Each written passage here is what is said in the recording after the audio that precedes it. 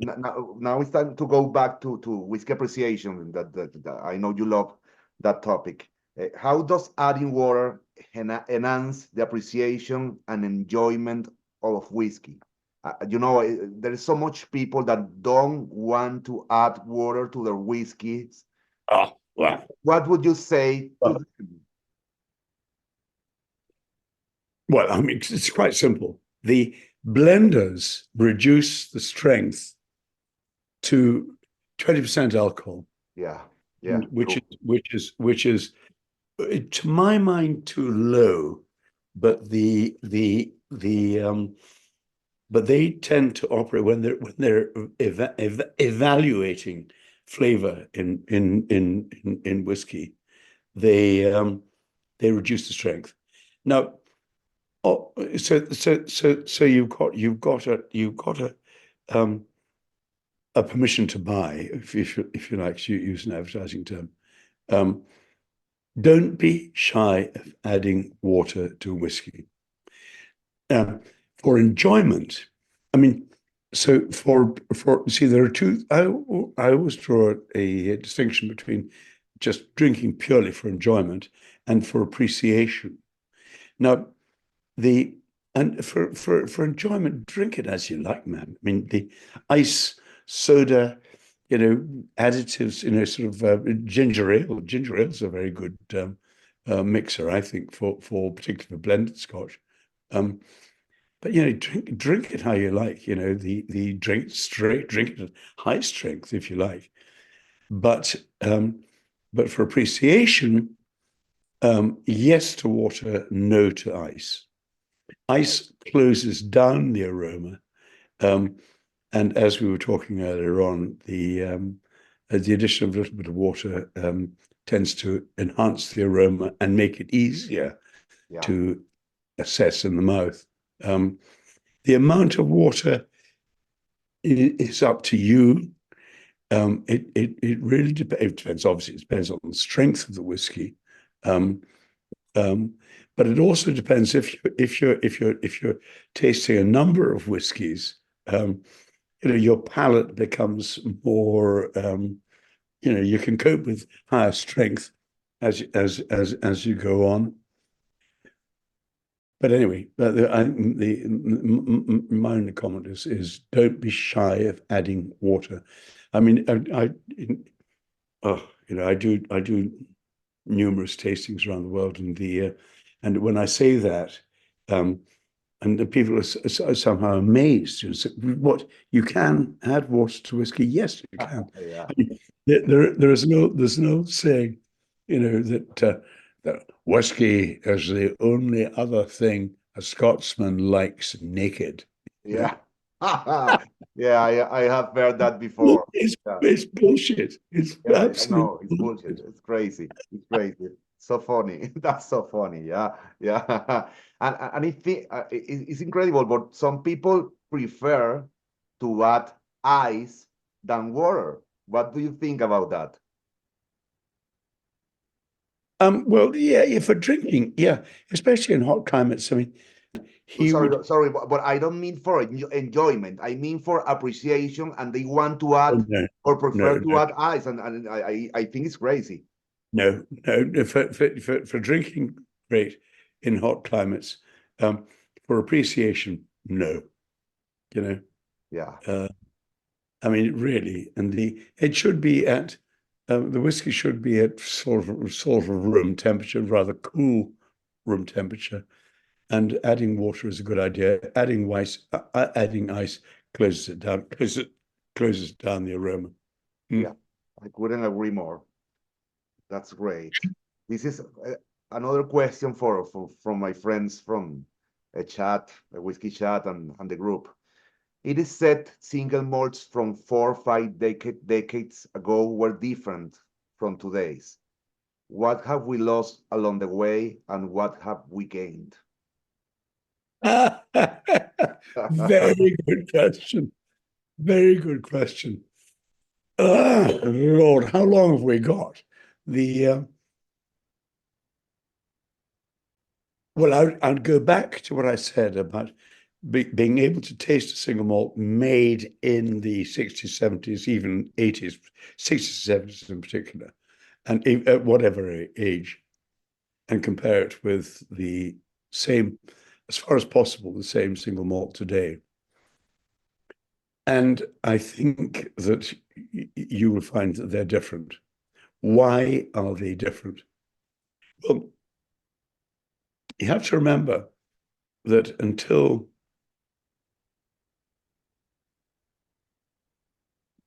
well, in fact, still today, 90% of the malt whiskey made goes for blending by volume. True. Yeah, true. And all the blenders want is consistency. Now, after the end of the Second World War, the demand for blended Scotch whiskey was huge, absolutely huge, and they simply could not supply the demand. Barley was all rationed until 1954, and the stocks of mature whiskey were depleted right down. So they couldn't really, until the very late 50s, early 60s, produce whiskey. But the demand was huge. You know? Now,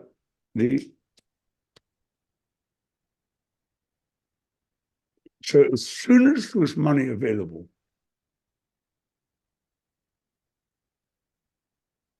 and grain, Yeah.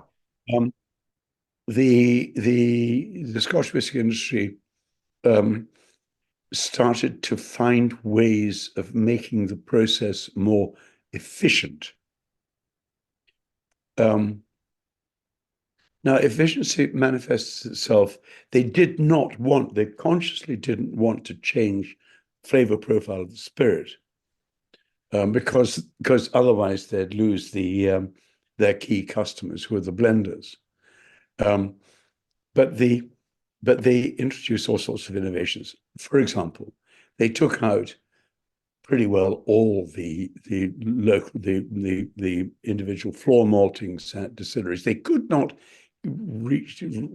produce enough malt on site to supply the demand. They took out direct firing of stills.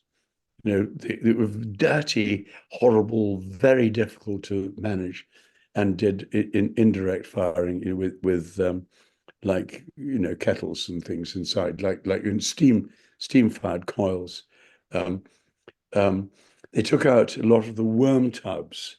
Now, worm tubs make a big, the condensers, which go into a tub of cold water in a coil, and and replace them with shell and tube condensers, much more efficient, much more reliable. It was all to do with making, well, it was certainly cost efficiencies, but all making the process easier.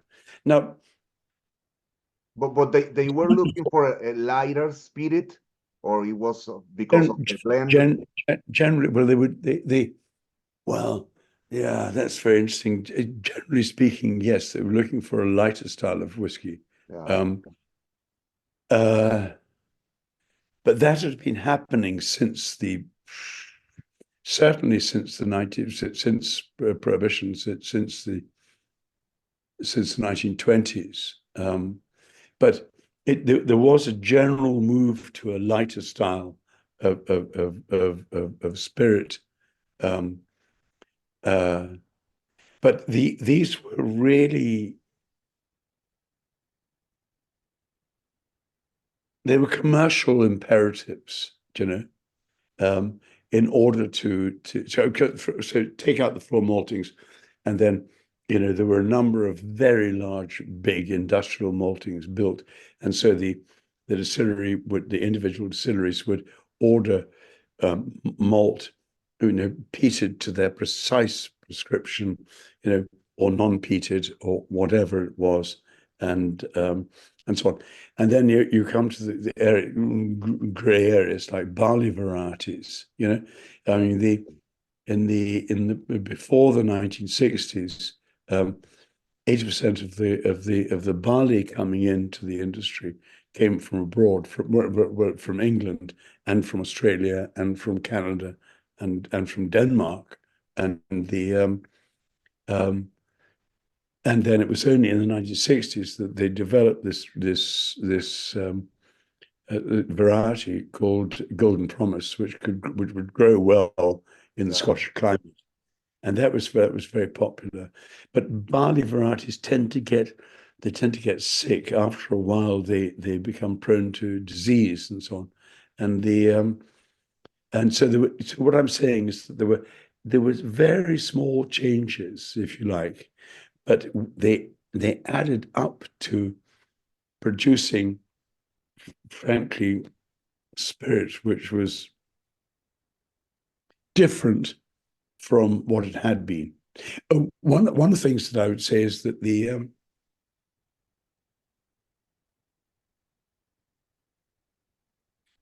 this is in relation to maltings.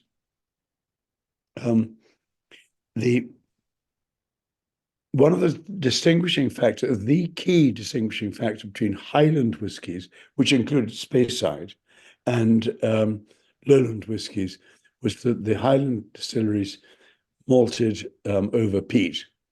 Yeah. Now, with the invention of the Doig ventilator, and Charles Doig, the great distillery designer, the pagoda, and and that could create a terrific draft. So you can malt over peat, dry your green malt, as it's called, over peat, but you can make it so it's not very smoky, not very phenolic, and indeed so the Doig ventilators, they could close down the louvers at the top to hold the smoke in and make a peaty style of malt, but they could open them up to make a much less peaty. So all these things were going. This was in I think it was 1889 or something, that Dalhousie distillery, when the first Doig ventilator was installed.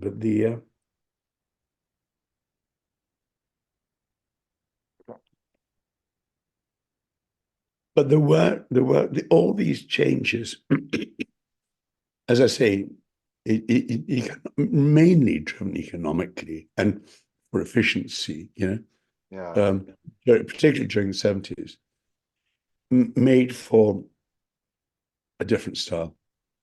And that's why it's so interesting to taste whiskies, no matter what age they're bottled at. Blended whiskies, malt whiskey, if you can find them, but made in the 60s, 70s, but really before the changes started at the individual distilleries, and they are different. They are different. And the awful thing is, in blind tastings, they're better. They score. Oops, I shouldn't say that. But it's true. I know. I was about to ask you, if I offer one glass from 1970 at 40% ABV, and one glass from the same distillery at cask strength from this year, you would pick the one from the 70s. I'm afraid I would. I'll tell you a story now. I was on my way to South Africa, and my flight was, I flew down to Heathrow from Edinburgh, and the flight was delayed by 6 hours or some nonsense. And so I phoned my dear friend Sukhinder Singh, who is the great authority, and you and your members should know his name. He's sold it recently for billions of pounds, the Whisky Exchange, which was located not far from Heathrow Airport. And I phoned Sukhinder and said, "Look here, I'm stuck here for a couple of hours, several hours. Why don't we go and have a bite of supper? So 6 o'clock in the evening." He said, and it was about 3 tube stops down the road, and I'll send a car. He said, "So you did? Well, I'll tell you what, we never had supper. We drank, tasted some amazing, he has the biggest collection Wow. of fine old whiskies in certainly in the UK, and I suspect in the world now. Amazing. Amazing. And the but Amazing. we got to talking about scoring whiskies. Now, I never go public on scores. I will score whiskies out of 10 privately. But I refuse to allow people to Angus and Equitas, because hey, I'm assessing this whiskey one time, one person, you know, and the on you know on one occasion, and the I anyway, and Sukhinder said, have you ever encountered a 10 out of 10? And I said, Sukhinder, 10 out of 10 is only found in heaven, you know. That's true. That's for the The angels, maybe. Yeah, yeah, I agree. You know, I stopped buying the Whiskey Bible a few years back, and I don't believe that it's fair that one person scores whiskey for the other. Absolutely, absolutely. Mm. But I'll just finish my story because the Yeah, say, I think I can show you a 10 out of 10. wow. So, and he brought out a bottle of Springbank, screw cap, 40% alcohol, opened it, um, and it was a 10-year-old Springbank, yeah, but it was made in 1970, you Wow. know, and it was astonishing. I mean, I would certainly score it 9.5, you know. So, Amazing. sorry. Mm. Amazing. Amazing. Wow. Wow. Great memories. Great memories. Oh, so many good memories. Mm. Yeah, I know, I know. You were talking about demand and it comes and goes, and that's the reason for my next question. Many claim a new whiskey lock is coming. Is there a way to avoid repeating history? The big hopes at the moment are India and China for volume sales. But it's such a fragile industry in the sense that it's dependent upon all kinds of economic. It's not only global economic. When the decline, global economy declining in the late 70s and early 80s. But I was going to say it's part of the fun, but it's not fun, you know. Yeah, But for these actuaries and so on who have to predict, because of course the spirits you make today, you can't even sell as whiskey for 3 years. And what's going to happen? I mean, some of these new distilleries, they've made their business plans, let's say 10 years ago, and then they've borrowed or managed to find, let's say £5 million to build a distillery, and then they've got another couple of million to run it and so on. But then the price of wood, the price of casks, the price of malt, it has gone shooting up, and they could tear up their business plans, but then the one thing that they do not realize is bringing the product to market. Now, as I mentioned, I think earlier on, some of these new products, the new whiskies, are extraordinarily good, not only from Scotland, I might say, but from England. yeah, yeah, Extraordinarily good. And but bringing them to market is a real ball breaker. It really is. Those distillers who have already a route to market, and I'm thinking like Gordon and MacPhail, for example. So independent bottlers. yeah, Gordon and MacPhail have been going since 1894, and the Simon and Andrew Symington at Signatory with Edward Arden American through Adelphi, They've got their routes to market, and so they're doing very well.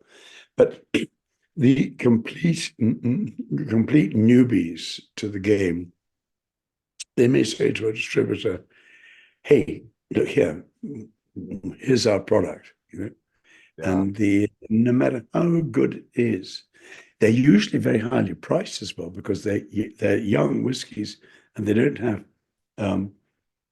have the luxury of larger production, So here we are, and so the distributor then goes to a retailer and says, "Here we've got this new, exciting product." Now, as I mentioned earlier, malt whiskey drinkers are pluralists. They'll try it once. Yeah. They'll try it once. Yeah. The retailer says, "Wait a minute now. Well, in order to put your new bottle, unknown whiskey on the shelf, we've got to take another one off." Yeah, that's true. That's true. true. And will the customer come back and buy a second bottle? It's a very, very tricky situation for them. I mean, that's the killer for. I mean, between ourselves, I think that a lot of the new distilleries will fail on that hurdle. They've managed to raise the money to build the distillery. They've managed to raise the money to pay for energy and the required the grain and the wood, staffing and all that. But when it comes to selling it, Yeah, no. that's sad. That's what I fear. I think that it will be sad to see again mothballed distilleries when we have like a few decades of growing, but it will stop. Eventually, it will stop, and everybody won't survive, I guess. Not everybody will survive. It's a very interesting thing. But I think that the whiskey lock, Daniel, is a serious problem. It's a potential problem, because if you look at the history of whiskey, it comes and goes, and it's usually true with overproduction. By my calculation, since 2004, over 40 distilleries have opened, and a lot of distilleries, a lot of the big ones, Glenlivet,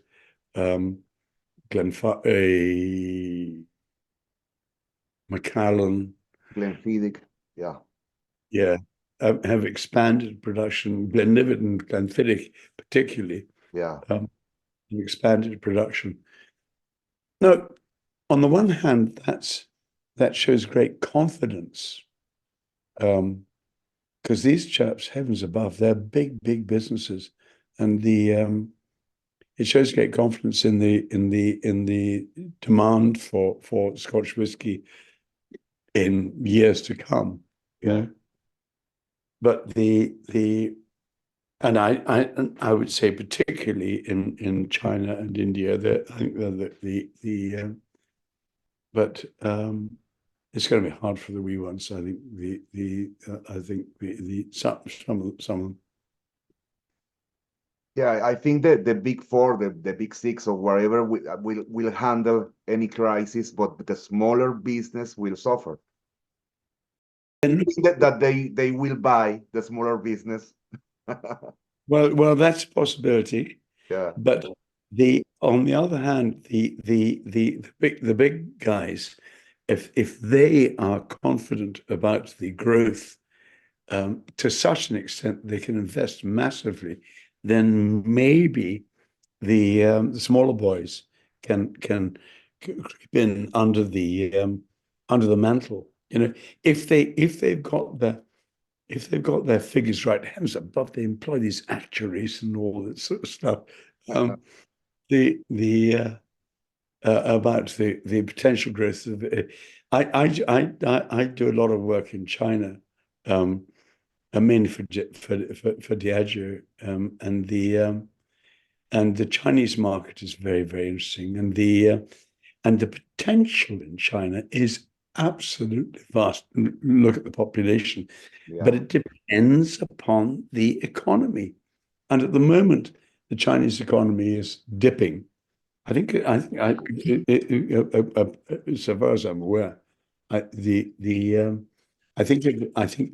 it's a dip, but it'll come back.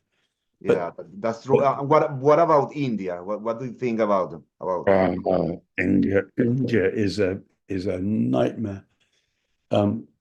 Here's the biggest consumer of whiskey in the world. Yeah, By a long shot. And but seven out of 10 whiskey brands by volume are Indian. Yeah. The only non-Indian are Johnny Walker, Jack Daniels, and Jim Beam. And but I mean, the Indians adore whiskey, and they're also, there's a number of increasing numbers, only 3 I think now, but proper. Most of the Indian whiskey is made with molasses alcohol, and so it's not officially by international law whiskey. That's true. Yeah. But the potential in India is huge. The fiscal system, the tariffs are a nightmare, and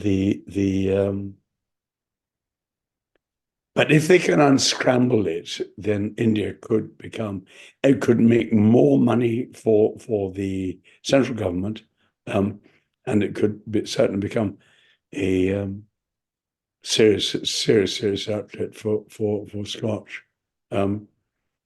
It's immensely complicated, but there's potential there. But the very fact that these big boys in the Scotch whisky industry, they seem to think that maybe, that's the whole problem, that you've got to plan so far ahead. The whiskey you make today, you can't even call it whiskey until it's been matured for 3 years, and then you put it on the market, 5, 10, whatever. So the crystal ball has to look. It's 3-dimensional chess, and you're anticipating in global markets what the demand might be. It's fascinating, absolutely fascinating. And that's notwithstanding the as we rather arrogantly call it, non-Scotch, whiskey made in Spain, for example, or which is small now, but the whiskey made in India, in Taiwan, in malt whiskey in America, that's all very small at the moment, but all those numerous little distilleries. What's your opinion about American single malt? I haven't had an opportunity to taste it. I mean, the American whiskey, straight bourbon, straight rye, I have tasted a lot of that, and they're very good, and they've got I don't really know the thinking behind American single malt, because I don't know why they want to do it. I don't like the idea of the use of column stills to make, or to maybe make single malt whiskey. I don't get it. Well, that's not allowed in Scotland, of course. When Loch Lomond distillery, which has column stills, and they put malt through it, and they weren't allowed to call it malt whiskey. It's daft, it would seem. But it's part of the legislation. I mean, but then you get something like Woodford Reserve, which is pot stills, but making American whiskey. I mean, it's not describing itself as malt, and I don't know what's going on in America. It's really up to them. That actually is possibly another problem in the sense that definitions. Can you make malt whiskey in column sills? And it doesn't seem. So far they can. As far as I know, so far they can. I know. I heard that most distillers in America are using pot stills to make American single malt, but there is not a rule. As I understand it, the most American whiskey is made in pot with they're kind of a combination still. Yeah. That's true. That's true. The Scotch has cachet. It has its long history, its romance, and I suppose and I would say ultimately flavor. Yeah. I find, I'll drink American whiskey on sufferance if you like, and I think the offering flavor from flavor perspective, the Scotch has a greater variety, and maybe it's just me, but and it's got it also has the backstory, Yeah. the romance. Scotch whiskey has heritage, if you like. Absolutely. Absolutely. I would like you were talking about Peat earlier, and I would like to see. I would like to ask you, sorry. Do you foresee a distant future for Scotch whiskey without peat? Is that possible? Or will the industry manage to preserve it forever? Very, very little peat is used in malting now. And the impact that the industry makes on the peatlands is infinitesimal. Much, much greater was the garden peat, which is now been banned. And there was a terrific book very recently published about peat and whiskey by a scholar, and I mean, I think the important thing is that and he would say as well that the important thing is to recognize the importance of the peatlands, and particularly to the environment, and I mean they're all aware of this, and so the peat situation is great, but the sound won't make any difference to the Scot.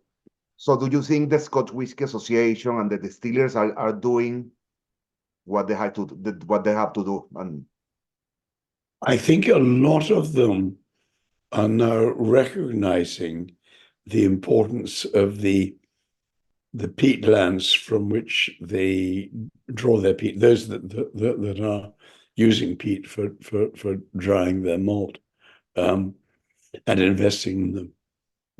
And I think they're also the Scotch whisky industry is incredibly ecologically sensitive. I think because they're selling fucking alcohol, and so they need to balance it up with all kinds of benefit. I mean, sort of social benefits. So peat's not a problem. yeah, awesome. Thank you for your response, for your answer. That's awesome. Another question. Could you tell us what's the contribution of independent bottlers to the whiskey industry? Well, independent bottling began with Gordon and MacPhail in the 1890s. This was a grocer's shop in Elgin with a wine and spirits sort of subsidiary, in the shop, and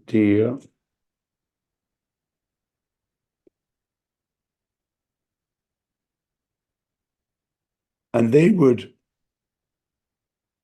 like the blending companies, they would send their own casks to be filled at distilleries, mainly on Speyside, probably entirely on Speyside in those days.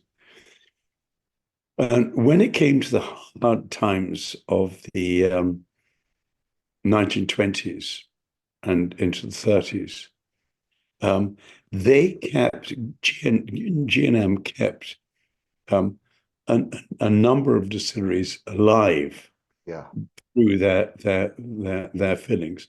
Now, they were filling casks for blending their own whiskies, but also for holding them as and then going on to bottle as single malt bottlings.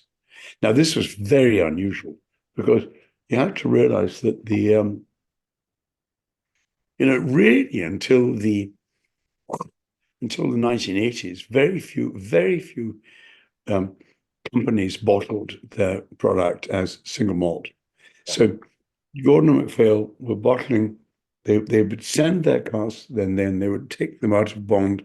They would mature them for a much longer period of time than usual, and then bottle them as single malt whiskies. This was unique. There was the only other company was Cadenheads, which was in Aberdeen, but we touched on the whiskey law of the early 1980s.